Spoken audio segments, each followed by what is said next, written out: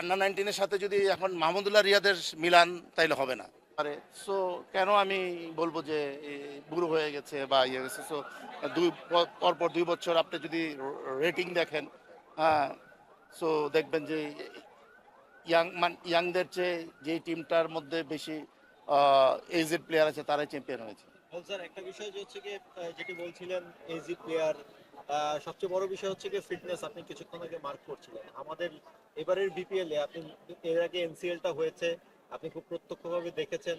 আপনি ফিটনেসের জায়গায় যদি বলবেন যে প্লেয়াররা ভালো পারফর্ম করেছে আমাদের লোকাল প্লেয়াররা, ফিটনেসের জায়গায় যদি হচ্ছে কি আপনাকে ক্যাটাগরি করতে বলা হয় সিনিয়রদের সঙ্গে জুনিয়রদের, আপনি কোন জায়গাটায় পার্থক্যটা দেখেন?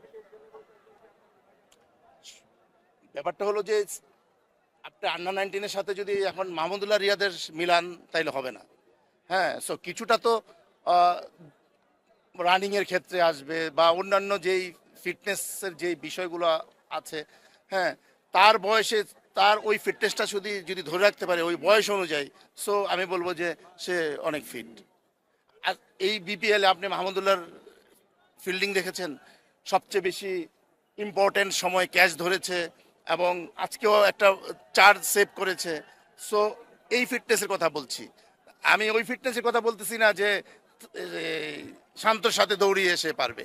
সো ফিটনেস মিন্স যে তার খেলাটাকে তার ব্যাটিংটা করার জন্য বা ফিল্ডিং করার জন্য যতটুকু দরকার ততটুকু ফিটনেস তার আছে। আচ্ছা, আরেকটা সম্পূর্ণ প্রশ্ন, যে আমাদের এক সহকর্মী মেনশন করলেন যে আপনি ব্যাক টু ব্যাক চ্যাম্পিয়ন হয়েছেন এবং একই সঙ্গে সিনিয়র ক্রিকেটাররা আপনার দলে বেশি ছিল।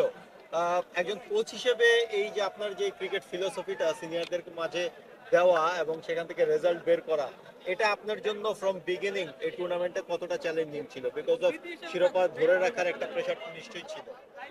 আমি বলবো যে এই শিরোপা ধরার ক্ষেত্রে তাদেরকে আমি বেশি অবদান দেব, যারা এই টিমের সিনিয়র প্লেয়ার, তামিম থেকে শুরু করে মুশফিক, মাহমুদুল্লাহ, হ্যাঁ, তাদের অবদান বেশি ছিল টিমের। আমি যদি প্রথম খেলার কথা বলি, রাজশাহীর সাথে এই মাঠে মাহমুদুল্লাহ একটা আমরা হারা ম্যাচ মাহমুদুল্লাহ ব্যাটিং করে, আপনাদের খেয়াল আছে কিনা তাই না, ব্যাটিং করে জিতিয়েছিল। আমাদের শুরুটাই মানে এজেড প্লেয়ার হারা ম্যাচ জিতিয়ে দিয়েছিল। সো আমাদের স্টার্টটাই হয়েছে ওইভাবে। সো আমি বলবো যে তারা খেলাটা বোঝে ভালো, অনেক দিন খেলছে, হ্যাঁ, সেই কারণেই এই সাকসেসগুলো আসছে। আমি বলবো যে এই বিশেষ করে এই ফরচুন বরিশালে আরে সো কেন আমি বলবো যে বুড়ো হয়ে গেছে বা ইয়ে গেছে, সো পরপর 2 বছর আপনি যদি রেটিং দেখেন, হ্যাঁ, সো দেখবেন যে ইয়াংদের চেয়ে যেই টিমটার মধ্যে বেশি এজেড প্লেয়ার আছে তারাই চ্যাম্পিয়ন হয়েছে। স্যার, একটা বিষয় যে হচ্ছে